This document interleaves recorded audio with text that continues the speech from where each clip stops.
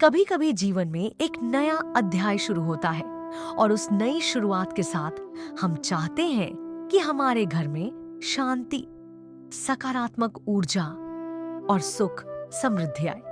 नवरात्रि ऐसा ही एक पवित्र अवसर है। इस घर में नवरात्रि की तैयारी शुरू हो चुकी थी। घर की मालकिन पहली बार अपने नए घर में देवी की पूजा करने जा रही थी। उसके मन में उत्साह भी था और थोड़ी जिज्ञासा भी। नवरात्रि का पहला और सबसे महत्वपूर्ण कार्य है घर की शुद्धि। जब घर साफ होता है तो केवल धूल ही नहीं हटती, बल्कि नकारात्मक ऊर्जा भी धीरे धीरे दूर हो जाती है। दूसरा कार्य है दीपक जलाना। दीपक केवल प्रकाश नहीं देता, यह अंधकार को हटाकर घर में दिव्य ऊर्जा का स्वागत करता है। तीसरा कार्य है देवी मंत्र का जप। मंत्र की ध्वनि मन को शांत करती है और धीरे धीरे घर का वातावरण भी आध्यात्मिक ऊर्जा से भरने लगता है। चौथा कार्य है देवी को फूल अर्पित करना।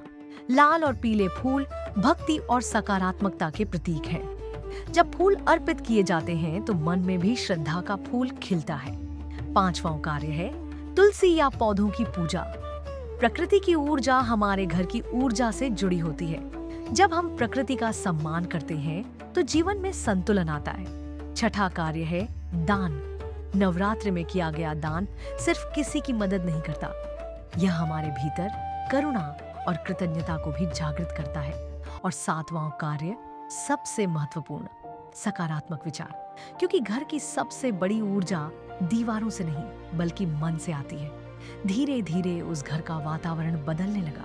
जहां पहले केवल एक खाली घर था, अब वहां भक्ति, शांति और सकारात्मक ऊर्जा महसूस होने लगी। नवरात्रि केवल एक त्योहार नहीं है, यह एक अवसर है अपने घर और मन दोनों को शुद्ध करने का। और शायद इन 7 छोटे छोटे कार्यों में ही छिपा है नवरात्रि की सबसे बड़ी शक्ति।